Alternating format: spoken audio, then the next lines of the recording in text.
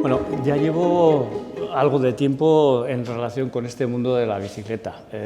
Antes incluso de que naciese en revistas que algunos igual conoceréis, como Ciclismo a Fondo, ya veis ese número 1 del 85, o BTT Magazine, ahí tenéis el número 1 también, en ellos había algún artículo, si no en el 1, en el 2 o si no en el 3, es decir que ya es una relación que viene antiguo.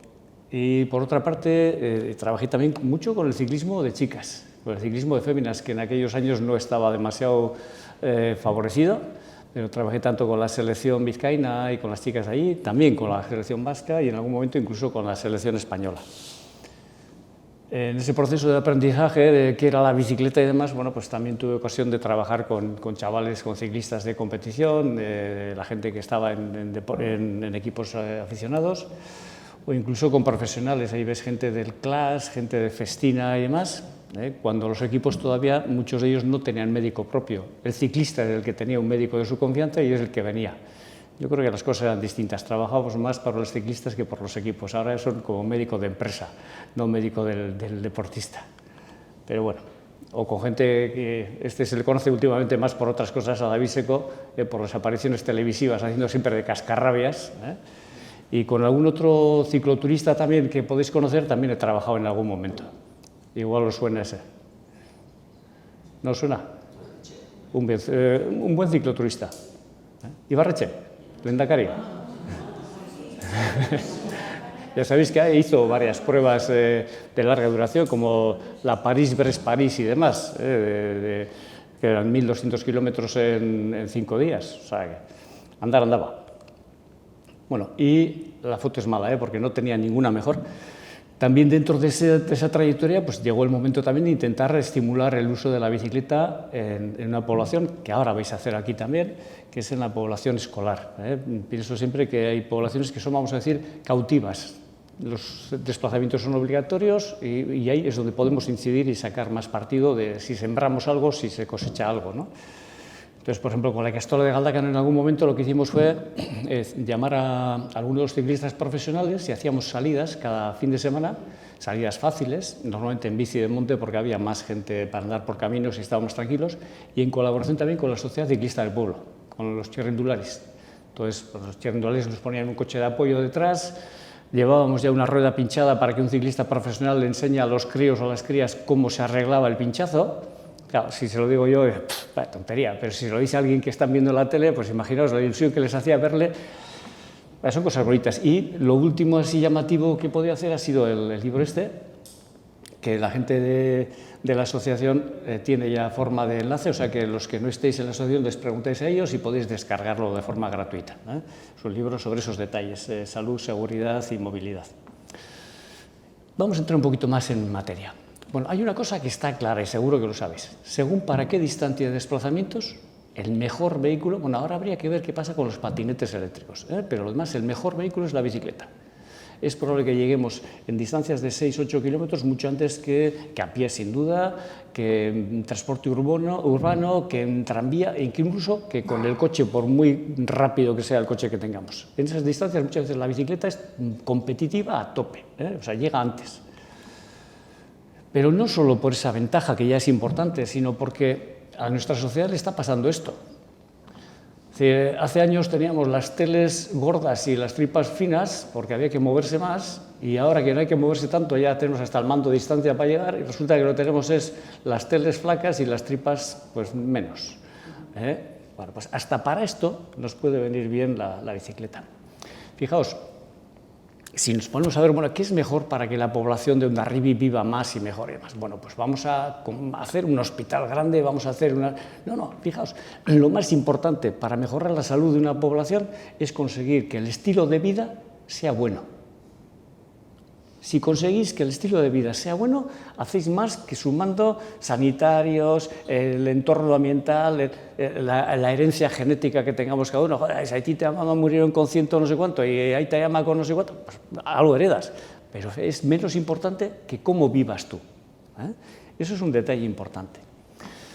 Si os dais cuenta, basta echar una ojeada a nuestro alrededor, porque esto se va viendo, se van combinando varias cosas en la sociedad. Se combina, por ejemplo, el que cada vez tenemos que hacer menos ejercicio. Algún estudio que se ha hecho sobre las formas de juego de los años 60, 70, cuántas calorías se gastaba cuando jugábamos por las calles y las que se gastan ahora, y ahora ya sabéis en qué gastan. Movimiento de pulgares.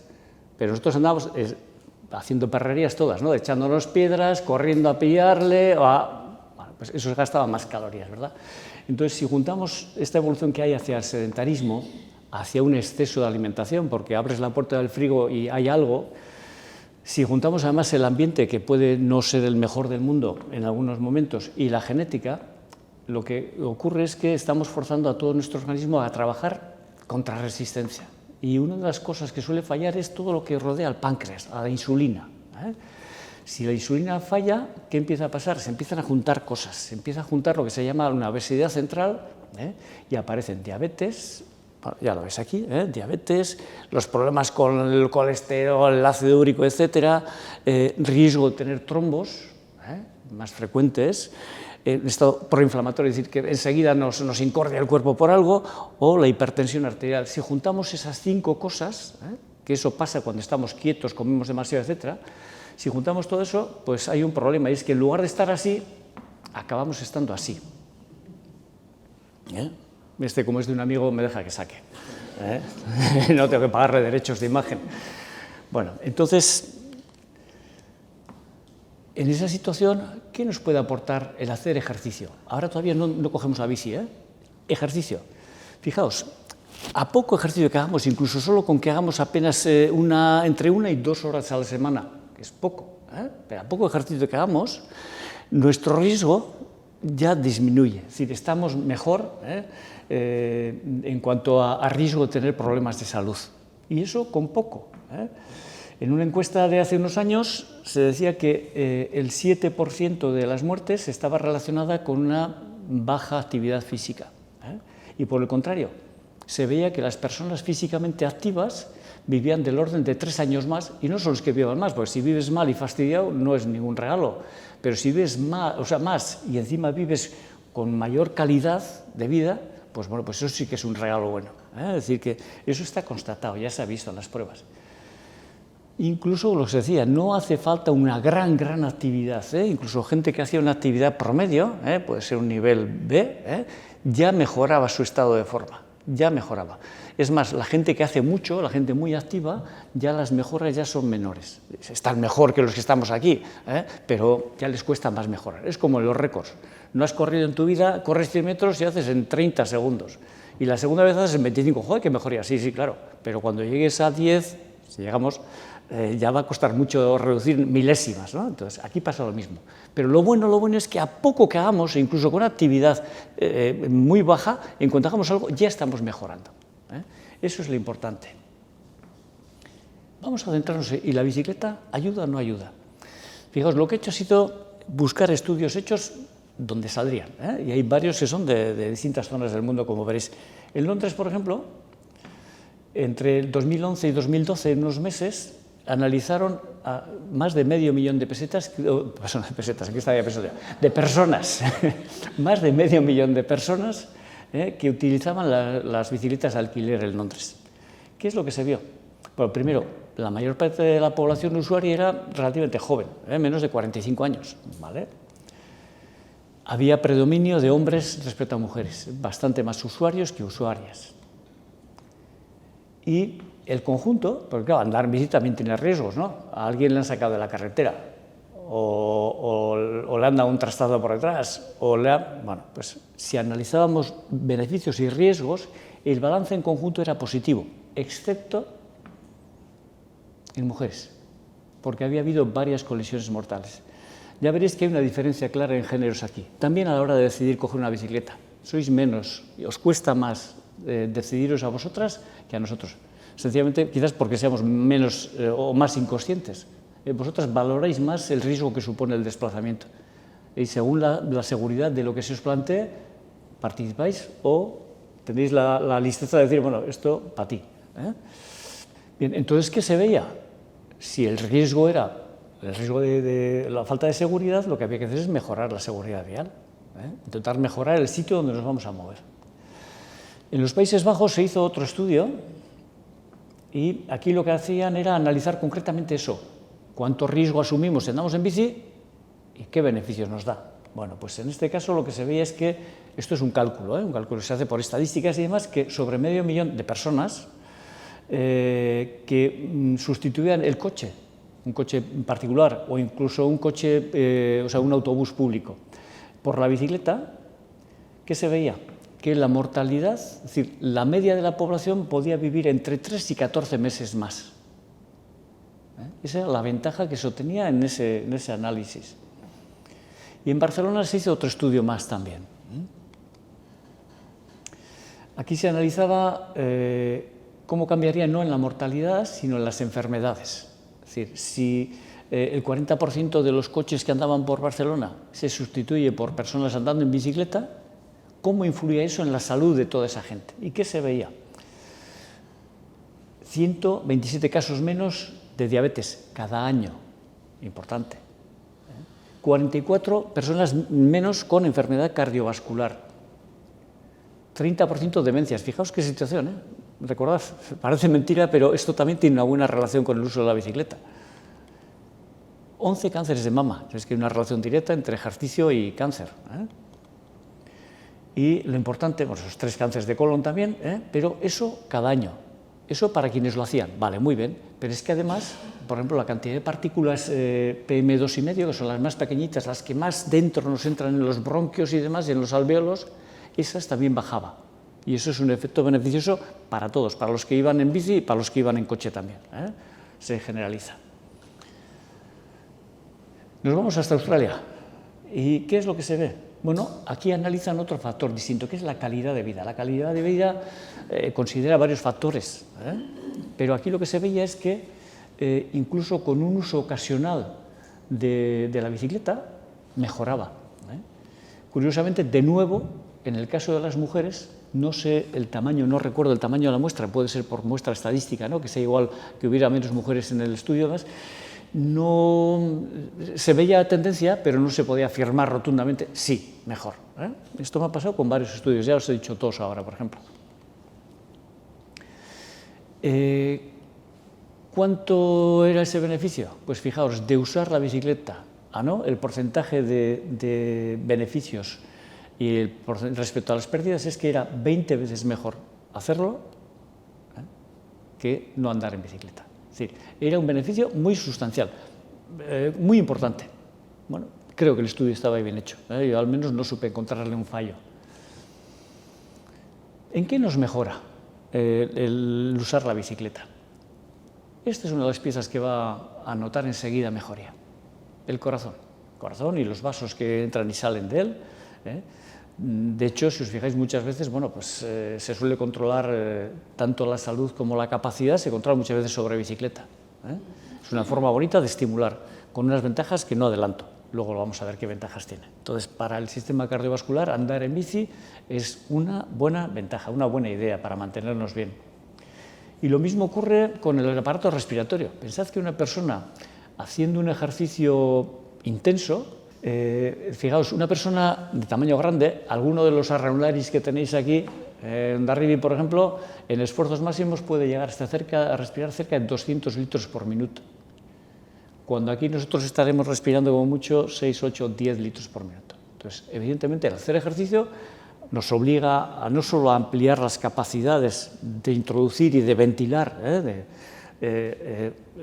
más aire, sino que incluso Incluso nos entrena a captar de esos litros de aire que tomamos, captar el oxígeno y llevarlo a nuestras células. Y hay gente que es capaz de conseguir un consumo de oxígeno de hasta 5 litros, cosa que ya es un nivel muy bueno. Es una persona que consume 5 litros de oxígeno por minuto, seguro que está en la trainera. ¿Qué pasa con otro de los problemas que antes aventurábamos que es importante, que es el de la obesidad? ¿Qué será? ¿Será buena la bicicleta? ¿Será mala? Primero habrá que decir qué es ser obeso, qué es obesidad y qué es sobrepeso, porque aquí a veces nos confundimos. Tener sobrepeso es tener un índice de masa corporal superior a 25, es decir, es un número, sin más. Eso es sobrepeso. Si yo tengo un índice de masa corporal de 27, quiere decir que tengo sobrepeso. ¿Y qué es tener obesidad? Es tener un índice de masa corporal superior a 30. Bueno, vale, me lo creo, no me lo creo, esto no me dice nada, porque me falta decir, ¿y qué es el índice de masa corporal? Es un índice que se calcula dividiendo nuestro peso en kilos partido por la talla. ¿Os parece? A la talla elevada al cuadrado. ¿Os parece que esto es fiable? A mí no, ¿eh? Por ejemplo, una persona de 80 kilos y de 1,80 de alto le da 24,7, o sea, casi le podemos medio insultar. No lo vamos a llamar gordo, pero casi. Hay que ver si esos 80 kilos son con una de estas de ir a la cupela muchas veces, eso, de esas aquí, pues hombre, igual sí, pero si está así, como yo más o menos, cuadrado, bueno, pues evidentemente eso no sería sobrepeso. Es decir, hay que distinguir el peso de qué es, ¿vale? Pero esta fórmula, en cambio, lo vais a ver en muchos sitios. No os fiéis de ella del todo. Una persona que tenga unas piernas potentes, por ejemplo, porque hace ejercicio físico, para el bulto que tiene va a pesar bastante, y eso no quiere decir que tenga sobrepeso.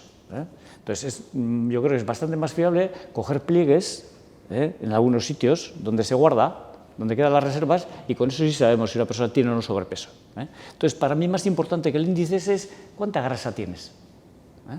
La bicicleta nos ayuda a eso, a ponernos mejor. Fijaos, esto es un problema serio. Estamos hablando de que más de 600 millones de personas tienen obesidad en el planeta. Habría que ver cuántas también tienen hambre. Nos vamos de una punta a otra. Esto es un mundo de contrastes constantes. Fijaos, en Egipto el 35% de la población obesa, pero en Vietnam el 2%. Hay unos hábitos culturales y de actividad y demás que hacen que unas poblaciones tengan muchísimo más grasa, sean más obesas que otras. Pero en todo caso, tanto andar como pedalear son dos formas de reducir el porcentaje de grasa. Son dos formas de que, fijaos, si nosotros así, estando quietos, tumbados, nuestro gasto metabólico, el gasto basal, que se dice, pues imaginaos que puedan ser al cabo de un día, por respirar, por 800, 900, 1000 calorías. Porque claro, aunque estemos así, pues nos movemos y el pelo sigue, bueno, a algunos ya no nos crece el pelo, pero hay que gastar energía en cosas, ¿no? Entonces, ese es el gasto basal. Si yo, en vez de gastar solo lo basal, me pongo en marcha y en vez de estar a 60 pulsaciones por minuto, me pongo a subir esas escaleras corriendo, estaré en vez de a 60, pues igual a 110, a 120. Entonces ya estoy gastando más. Vale, pues dos formas fáciles de gastar más son las de andar y las de pedalear. Las dos nos hacen que gastemos más, pero no son iguales, No son iguales. Fijaos, en este caso lo que vemos es que si queréis gastar más, en el mismo tiempo es mejor andar que la bici. La bici tiene en este sentido un problema, es que es un vehículo tremendamente eficaz. O sea, gasta muy poquito y te lleva muy lejos. O sea, eso es para aquí una desventaja, porque lo que queremos es gastar más calorías en menos tiempo, ¿vale? Fijaos, la mayor cantidad que se puede aproximadamente gastar andando viene a ser de casi un poco más de medio gramo por cada minuto, 0,65 gramos, ¿vale? Y en cambio en bici solo llega a 0,47, no llega a la mitad, a medio gramo, ¿de acuerdo? Es decir que andando podemos gastar en torno a un 20 y tantos % más grasa que pedaleando. Si solo tienes una hora y tu objetivo de uso de la bicicleta es adelgazar, usa esa hora andando. Ahora, si es que tienes que ir al trabajo y no puedes ir andando, vete a la bici, está claro. Hay distancias que andando en ese tiempo no lo podemos hacer y en la bicicleta la haces de sobra y llegas sin cansancio ninguno, ¿eh? Entonces es mejor eso, ¿vale? ¿Y a qué intensidad? Si vais a usar esa máquina para gastar calorías, para poneros finas y demás, ¿a qué intensidad habría? Que cuanto más caña mejor, ¿no? No, no. Si apretamos mucho el motor, es como si tuviésemos dos motores, uno de gasolina y otro de diésel, ¿eh?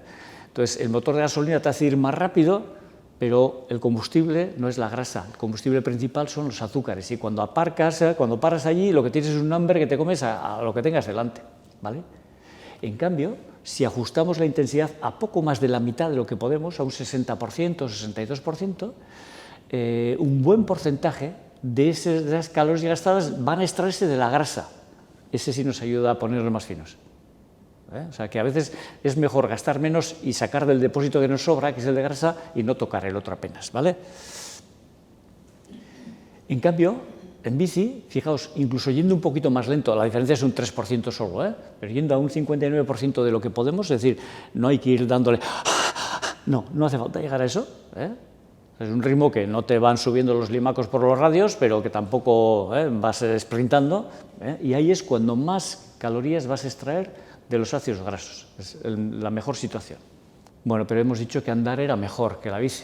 Sí, para gastar más en el mismo tiempo, sí. Pero ¿a esta persona le podríais vosotros hacer ejercicio andando o corriendo? Yo no. Yo no, porque, fijaos, en cada paso que damos, sí, ya ves, si yo hago esto, he subido 8 o 10 centímetros mi centro de gravedad, he bajado y pega el golpe. Si no hago esto, sino que incluso hago esto serán 25 centímetros. Si hago esto, el impacto sobre la rodilla y sobre la cadera es de mi peso por esa altura. En la bicicleta no va a haber eso. Entonces, la ventaja tremenda que nos da de cara a perder peso graso, que nos da la bicicleta, es que no castigamos las articulaciones, y muchísima gente de la que ya es obesa ya las tiene tocadas. Porque durante todos esos años en que ha llevado un sobrepeso, pues caderas, sobre todo caderas y rodillas, ya están sobrecargados. Tú en la bicicleta, si llevas los ajustes bien, tus rodillas pueden andar perfectamente. Si llevas bien, si llevas un sillín muy bajo y demás, hombre, habrá sobrecargas, Pero esta es una ventaja importante, es decir, en el ejercicio hecho en bicicleta no hay impacto, excepto que nos caigamos o nos arrollen, vamos.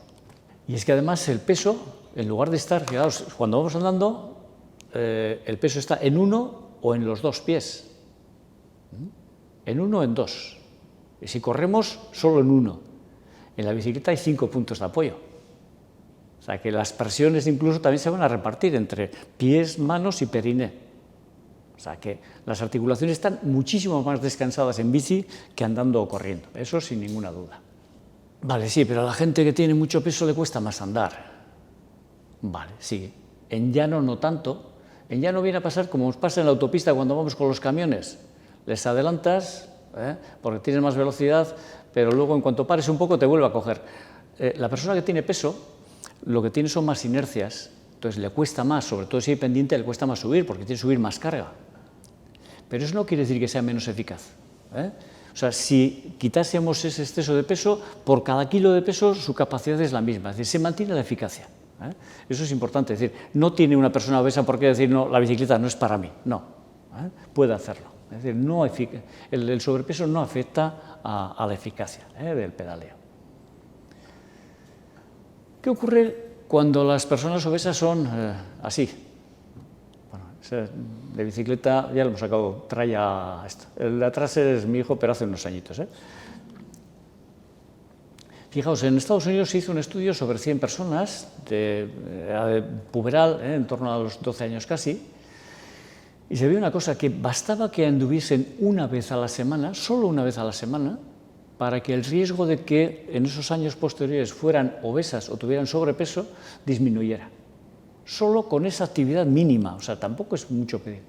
Y en Colombia se hizo un estudio todavía con más gente, con 500 y pico personas, de 11 a 18, y todas aquellas que se iban a los centros escolares andando o en bici, que era lo habitual, tenían la mitad de riesgo de obesidad o de sobrepeso que las que iban en los vehículos de sus familiares, etc. ¿Vale? Es decir, que el rendimiento es importante. Esto es de una de las salidas que hacíamos con la Ikastola. Ramón González Arrieta, en aquel momento profesional, le cayó una bronca. ¿Os imagináis por qué? El casco. ¿Sabéis? Estaba diciendo, vení con casco. Y cuando entró se acordó del casco que tenía en casa, dice, bueno, tenéis que llevar todos casco, ¿eh? O sea, la mejor defensa al ataque. Pero él se la había olvidado. ¿Qué podemos hacer para que los críos gasten la grasa que les pueda sobrar? Bueno, pues tenemos tres grandes cosas que se han comparado en cuanto a rendimiento. Una es andar, la otra es pedalear y la otra es utilizar máquinas. En este caso era una máquina de estas, una elíptica de estas de gimnasio. Ese es el orden de eficacia. Es decir, la que más ayuda a que la gente joven no tenga sobrepeso es andar, después, o sea, pasa igual que con adultos, después el pedaleo y después la máquina elíptica. También habréis oído hablar del ciclismo pasivo, porque si nos ponemos delante de la tele, sobre todo a ciertas horas, te abrasan con el que dale pedales tal, que te mueve, que no te mueve, ahora ya no tienes ni que sujetar los pies a esto, para que te van andando solo. No sé si también gasta calorías cuando te dejas ahí y vas al comune y lo dejas andando en marcha, o sea, porque parece una joya. ¿Esto qué creéis? ¿Servirá o no servirá para gastar calorías? No pasa nada, si falláis, pues uno decir que sí y otro que no, y ya está. Bueno, pues sí sirve, es curioso. O sea, poner los pies encima de este cacharro y que tú sin hacer gran cosa te dejes llevar, que te haga movilizar, se ha visto que mejora el gasto de calorías. Fijaos, en una persona con una sola pierna, imaginaos, una dejamos en paz por lo que sea y ponemos una, y que está andando a 60 pedaladas por minuto, un ritmo tranquilo, pues ya gasta un 16% más que si se queda quieta esa persona. ¿Vale? ¿Qué pasa si en vez de ir a 60 le ponemos un ritmo marcheta? Le ponemos ya un poquito más a 90 pedaladas por minuto. Fijaos que el consumo sube a un 45% más que estando quieta esa persona. Vamos a ver qué pasa con las dos piernas. Con 2 a 60 el consumo es casi como con una a 90, es decir, en torno a un 39% más calorías. Y si son con las 2 a 90 pedaladas por minuto, casi duplicamos las calorías que gastamos estando en reposo. O sea que incluso eso, que muchas veces hemos mirado así por encima del hombro, bueno, pues para quien no puede salir a la calle, para quien tiene una lesión, para quien quiere aprovechar el tiempo que está atado, por ejemplo, pues porque tiene que trabajar en una mesa y demás, hasta esto, pedalear en un cacharro de estos, es útil. Podemos llegar a duplicar las calorías del reposo. No es que sea una barbaridad, pero es duplicarlas. Es decir, algo más nos deja de margen. ¿Qué ocurre con la bicicleta? Bueno, esto, en los tiempos en que estuve trabajando con los equipos de chicas, me enseñaron mucho. Como hombre, ya sabéis, no nos enteramos de la fiesta. Solo sabemos que se acabó, que afuera, a esperar. Bueno, pues esto es importante. Es decir, el saber, dentro de las piezas que vamos a usar, las compresas ha sido un error que se ha estado llevando incluso con gente que ya, bueno, que podía tener cierta experiencia, pero que igual no tenía experiencia andando en bicicleta. Y decimos, si estás andando por ahí, estás de vuelta, aunque sea la badana, sin más, punto, pero nunca una compresa. El problema es que puede hacer una afectación importante. Ya sabéis que la mayor parte de las causas para dejar la bicicleta es que hace daño.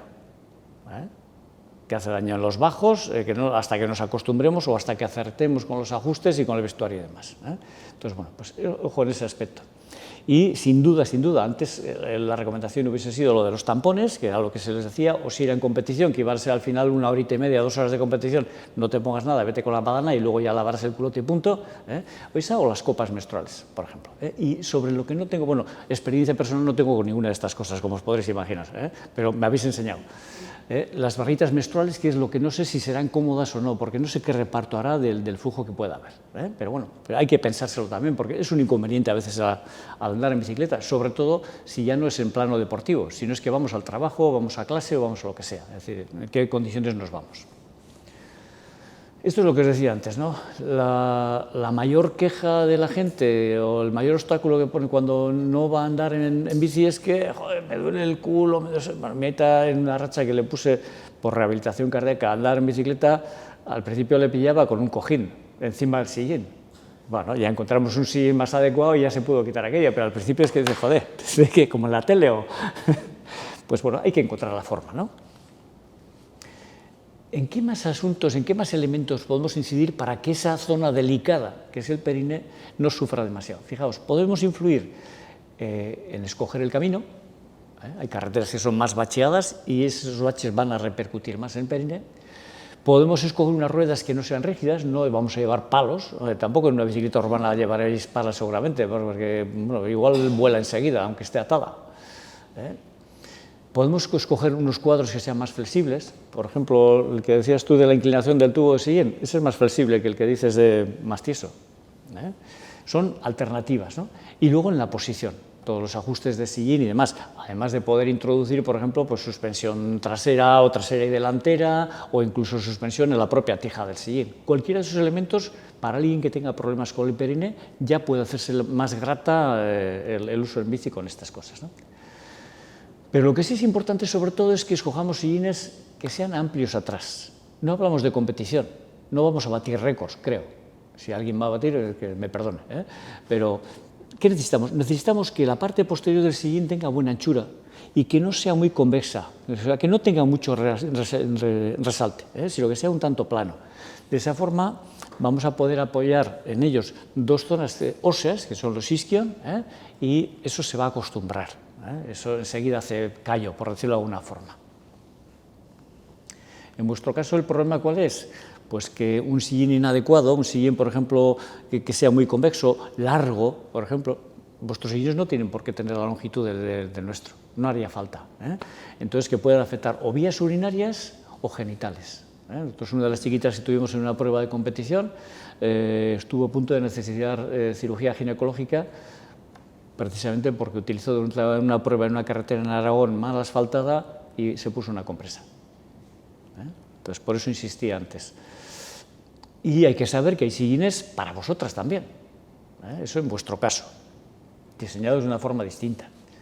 ¿Qué ocurre con el periné masculino? Bueno, los sillines están hechos seguro por hombres, o estaban hechos por hombres y para hombres, entonces ya era distinto, pero los apoyos al fin y al cabo no tienen siempre por qué ser correctos. Entonces, ¿qué puede ocurrir? Que si el sillín, por ejemplo, tiene la punta un poco elevada, es muy curvado para los laterales y demás, en lugar de apoyar solo en los extremos óseos, que estarían más o menos a la salida de este, uno se apoyaría por aquí, el otro en el otro lado, resulta que podemos comprimir zonas de esta región y la liamos con la próstata, o comprimimos la uretra y se produce una uretritis, o incluso en algunos casos, pues bueno, puede haber afectaciones vasculares y nerviosas, que por ejemplo pues el pene se duerme. Tampoco es que en la bicicleta haga falta que esté despierto, pero hay compresiones que son incómodas al menos, ¿vale? Entonces ahí hay que escogerlo bien. ¿Qué pensáis en cuanto a la bicicleta y los huesos? Ya sabéis que hay una epidemia que se llama la epidemia silente, la epidemia silenciosa, que nos afecta a todas las personas a medida que tenemos más años, que os afecta más a vosotras que a nosotros. Desde el momento en que llega la retirada ya hay alteraciones hormonales y cuesta más fijar el calcio en los huesos, ¿vale? Es la osteoporosis, ¿vale? ¿Os parece un buen elemento la bicicleta para la osteoporosis? ¿Qué opináis? Tenéis dos opciones solo, ¿sí o no? No es lo más indicado, menos presión. Vale, eso es. El hueso reacciona, nuestro cuerpo chupa más calcio de donde tenga, de donde el alimento donde sea, para fortalecer los huesos siempre y cuando esos huesos estén sometidos a presión, a impactos. Es decir, si nos podemos asaltar, a golpear, a cosas así, el hueso se hace más fuerte. Una persona que tenga una fractura y que enseguida pueda apoyar, por ejemplo, su peso ahí, en cuanto le diga, mira, ya puedes ir apoyando, no correr, apoyar, fragua más fuerte que una persona que se queda en la cama, ¿vale? Y de hecho una persona muy inactiva tiene más riesgo de sufrir osteoporosis que una persona activa. La bicicleta, ¿qué? En este proceso que va a seguir nuestro esqueleto, es decir, que vamos cada vez a menos, no es que la ropa se nos alarga, no, es que nosotros encogemos. Llega un momento en que claro, los pantalones no nos llegan a los pies, pero eso es con la pubertad y con la infancia y demás. Luego al revés, es que parece que nos los vamos pisando. ¿Y qué ha pasado? Si es el pantalón de... No, no, es que nosotros nos hemos ido aplastando, ¿vale? Pues si nosotros hacemos suficiente actividad con impactos o con presión, mejoramos. En ese caso, esta es una imagen del hueso esponjoso y de la cortical, la corteza del hueso. En ese caso, la bicicleta, precisamente por la ventaja que teníamos cuando decíamos las articulaciones, la bicicleta no sufre impacto, en la bicicleta no sufrimos impactos y por tanto el estímulo para que el hueso se fortalezca, fragüe y tenga una buena densidad mineral no es el elemento más útil, tiene razón. Igual que la natación, nos pasa lo mismo con la natación. Si exceptuamos, ahora vemos que el ciclismo urbano eso no genera suficiente estímulo, pero sí el mountain bike, por ejemplo. Porque ahí sí vas dando saltos, golpes, brincos y demás. Es decir, en todas estas situaciones donde sí hay impactos, presiones y demás, esto sí sirve para mantener la densidad ósea, pero un rodar suave, tranquilo y demás por carreteras bien asfaltadas y demás, como no hay tanto golpe, pues para el esqueleto, no, ¿vale? Respecto a las articulaciones, bueno, vamos a buscar la parte positiva de lo que acabamos de ver, que para eso es negativo. Para las articulaciones, el andar en bicicleta es una gozada. Si medimos eso, lo que os decía antes, ¿no? El bajar un escalón de 15, de 20, de esos centímetros, supone un impacto importante sobre las rodillas, sobre las caderas, y en bicicleta las presiones son muchísimo menores. Es decir, en realidad nosotros ajustamos la presión. Basta con que subamos piñón, ya hacemos menos presión en los pedales. Es decir, oye, que tengo la rodilla un poco tocada, baja plato o sube piñón y llegas a casa perfectamente. Es decir, que incluso con unas rodillas que no estén íntegras, es decir, con unas rodillas que tengan sus cosas ahí, o con unas caderas, podemos seguir dando pedales. De hecho, se utiliza en la rehabilitación, el pedaleo. Entonces, fijaos, unos cartílagos, por ejemplo, que estén así, sería un dibujo, pero es una situación real, en quirófano se ven, con esto no aguantaría ese salto que os hacía ahí, pero sí aguantaría en cambio un pedaleo con piñones altos, con poco desarrollo, con un desarrollo muy holgado. Si encima ya tenemos apoyo eléctrico, como me preguntaban esta mañana, salía también el tema de la bicicleta eléctrica en la entrevista, bueno, pues entonces todavía mucho mejor. Es decir, bueno, pues cuando llegues a los obstáculos importantes que te exigen más esfuerzo, te pones un poco de ayuda y ya lo llevas bien, incluso con los cartílagos tocados, ¿vale? Eso es una opción importante. Lo que sí hay que tener en cuenta es que el ajuste que llevemos de la bicicleta va a influir en el esfuerzo muscular y en las presiones articulares que tenemos que hacer. Es decir, una persona, por ejemplo, que lleve un sillín bajito, notaréis enseguida que se cargan los muslos. O sea, toda esta zona, los cuádriceps se empiezan a cargar, se van poniendo duros, y en cambio paras, pones un poco más arriba y vas bien. Lo mismo que os digo, si un día tenéis un itinerario que supone cuestas, yo pondría un pelo más altito el sillín, y si en cambio vas en un recorrido llano, lo bajas un poquito y parece que vas más recogido y menos esfuerzo al viento, ¿no? Es decir, eso se puede jugar. Podemos modular, podemos regular la cantidad de esfuerzo que van a hacer nuestros músculos y las presiones que soportan nuestras articulaciones solo jugando con las dimensiones de la bicicleta, con la altura, longitudes, etc. Eso es una cosa que tenemos que aprovechar. Es que yo tengo las rodillas, hay formas de ponerlas bien para ti, se puede. Veréis mucha gente, por ejemplo, que en días de estos que te ha pillado el toro porque se te está haciendo tarde, viento de frente. La verdad es que no sé si hay viento de cola nunca. Siempre que he salido he tenido el viento de frente, siempre. Las otras es que no estaba el viento, ¿no? Pero bueno, pero si os fijáis, hay gente que puede llegar con las rodillas tocadas. De eso que cuando paras en casa, te quitas para quitarte algo, lo que sea, y tocas así, haces esto y parece que te ha entrado arenilla de la playa ahí dentro, que hace croc, croc, croc, croc. Vale, pues muchas veces simplemente eso lo podemos, eso es una inflamación del cartílago, en este caso de la rótula, por ejemplo, ¿no? Simplemente con jugar con las alturas y con jugar con los desarrollos lo podemos evitar. O sea, la bicicleta tiene cantidad de posibilidades. Otra es la bicicleta y la columna. A una persona que tenga una hernia de disco, ¿qué creéis? ¿Puede o no puede andar en bicicleta? una hernia de disco. Vamos ahí todo baldados, nos cuesta sentar.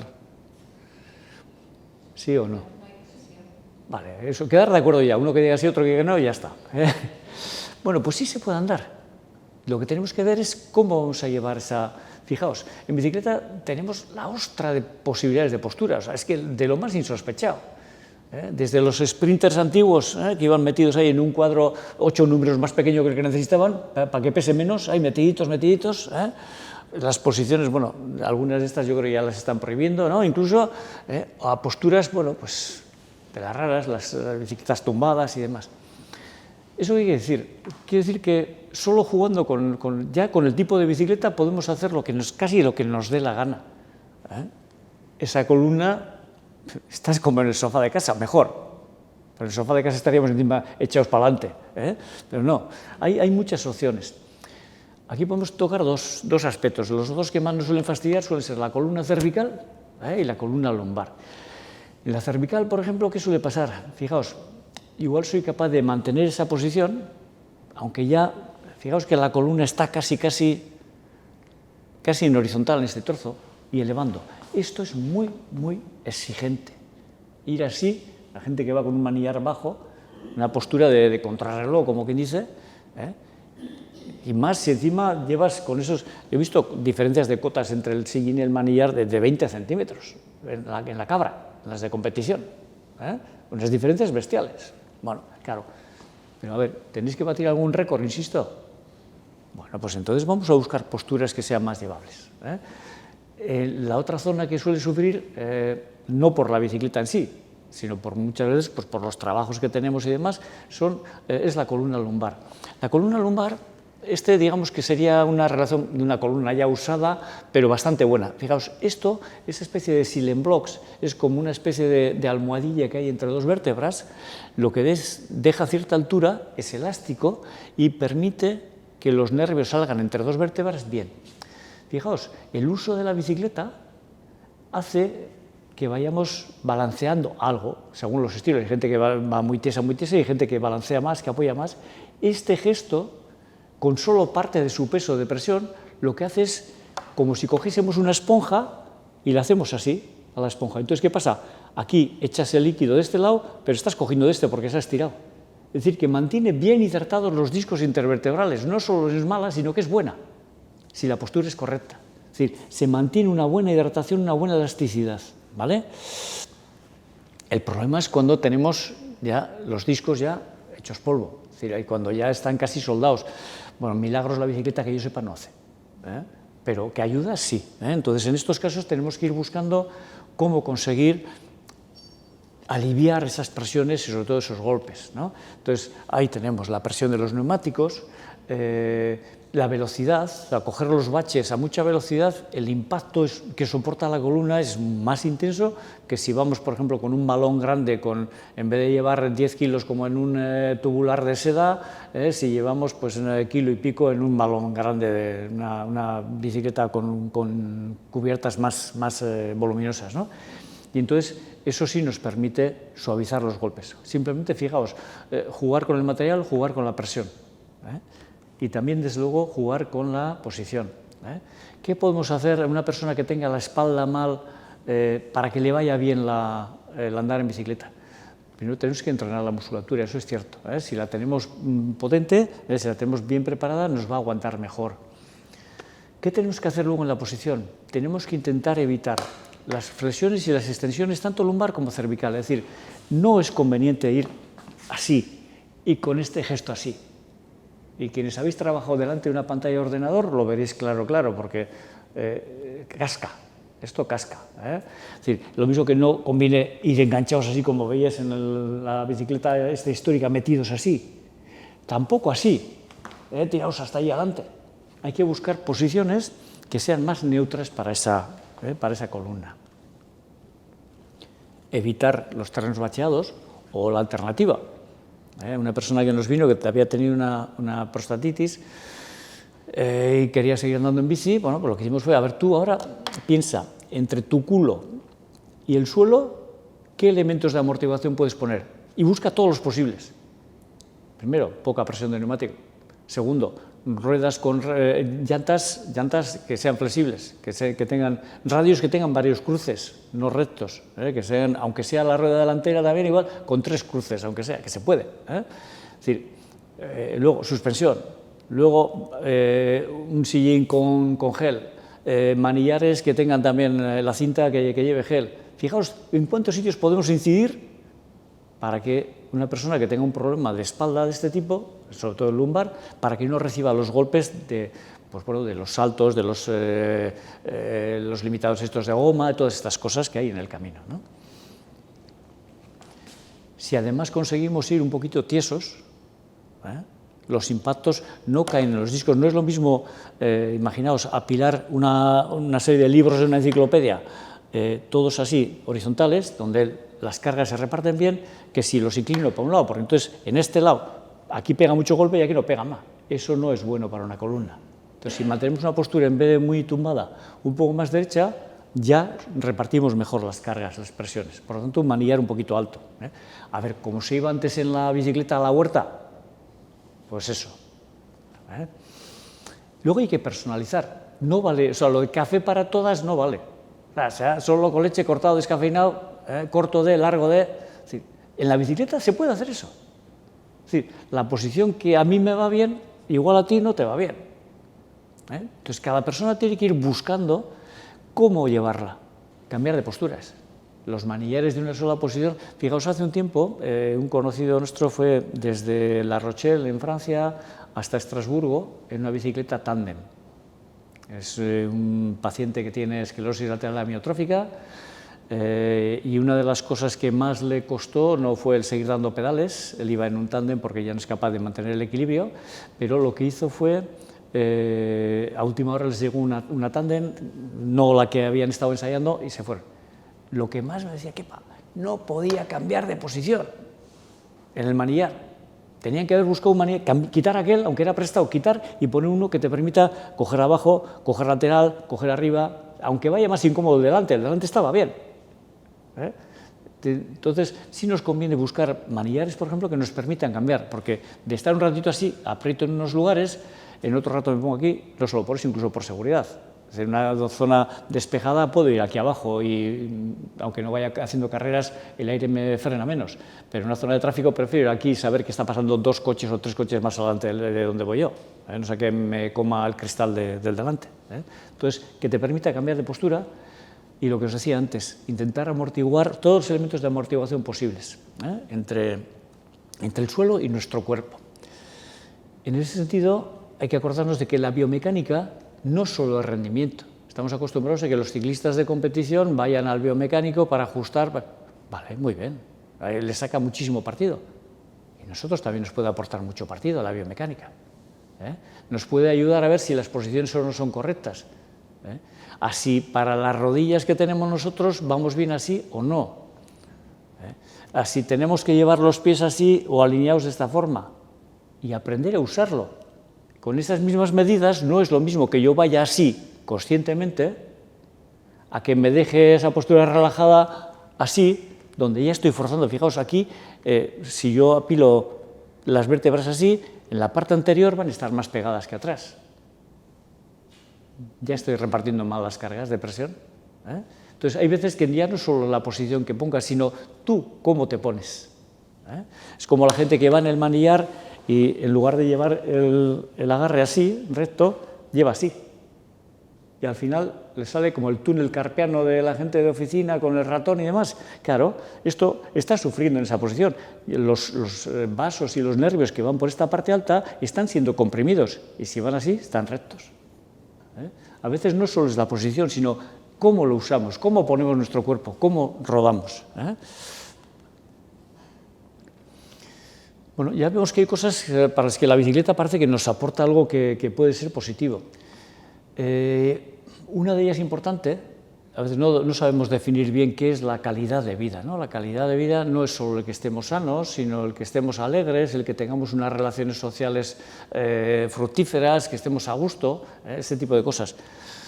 Bueno, pues lo que sí se ve es que la bicicleta, incluso con poco uso, mejora el estado físico, lo hemos venido viendo con la actividad física, mejora el estado psicológico, menos cuando te hacen alguna encerrona como a mí me han hecho alguna vez, y es cuando ya digo, ya no ando más en carretera, porque le hubiese estrellado la bomba en la cabeza, y facilita las relaciones sociales.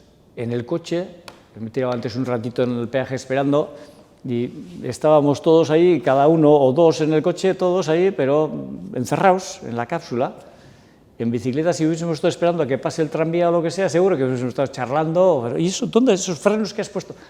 La bicicleta no te encierra, al revés, te abre, o sea, te permite, facilita la relación social, cosa que el coche no lo hace, ¿no? Tiene otra cosa buena, tiene muchas, como veis. Es muy difícil que no se pueda andar en bicicleta. Aquí tenéis unos ejemplos evidentes de ciclismo adaptado.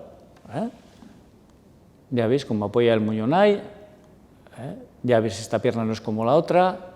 Ya veis que aquí tienen un apoyo ligado a la tija de sillín, y es gente que puede andar perfectamente en bicicleta. Vamos, de hecho yo no les haría ninguna apuesta a ninguno de los que salen en la foto, a ver quién llega antes, porque desde luego que no vaya a ser yo el que llegue antes. Y os permite hacer cosas tan bonitas como esta. Es decir, cosas de estas, de poder, imaginaos, para mucha gente, por ejemplo, que habrá pensado que en su vida ya iba a montar en una bicicleta, el que le den un paseo, esto en un coche no sería lo mismo.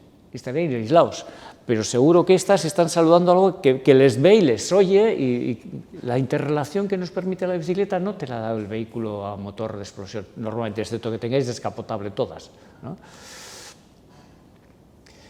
Y otra cosa, es que podemos usarla durante años. Antes os enseñaba una fotografía de mi hijo con una de las, la hija de una amiga. Esa es la primera bicicleta que tuve yo. Pero fijaos, y hay un salto de años en toda esa época. Yo tengo un amigo que todavía con 90 y algo años se sigue yendo desde Galdácano hasta Lekeitio, va en bicicleta. A veces su mujer va conduciendo el coche y vuelve en el coche, y otras veces ella va en autobús y se vuelven los dos en autobús, con la bicicleta metida dentro. Y la de monte ya el otro día me decía, me he tenido que comprarla con motor porque 90 y tantos años. O sea, que joder, que te da un margen de uso, que no es una cosa de, a ver, ser jugador de fútbol te dará 20 años de vida, pero luego ya el cuerpo no da más. Esto es para toda la vida. En resumen, yo os diría que la bicicleta, bien usada, eso sí, bien usada, es buena para las personas. Ahí tenéis otra de las iniciativas de aquí, que pienso que es una preciosidad, tenéis que insistir en estas. Hay que conseguir encantar a la gente joven. Encantarles con la bicicleta. Daos cuenta que a uno de nosotros, si nos convencéis ahora para que vayamos con 60, con 70 años en bici, muchos años igual no vamos a rodar, pero si conseguimos hacer lo mismo con una persona de 10, 12, 15 años, es la ostra, son años de uso. Entonces es buena para las ciudades y también es buena para el planeta, eso está claro. Si vemos ahora en las ciudades más contaminadas y demás, la influencia que podría tener, lo que os decía, ¿no? En calidad de vida para la población en general, el que dejen el vehículo a motor de explosión y que utilicen la bici, pues bueno, nos lo deja bastante claro. ¿Sabes, Tere, qué es?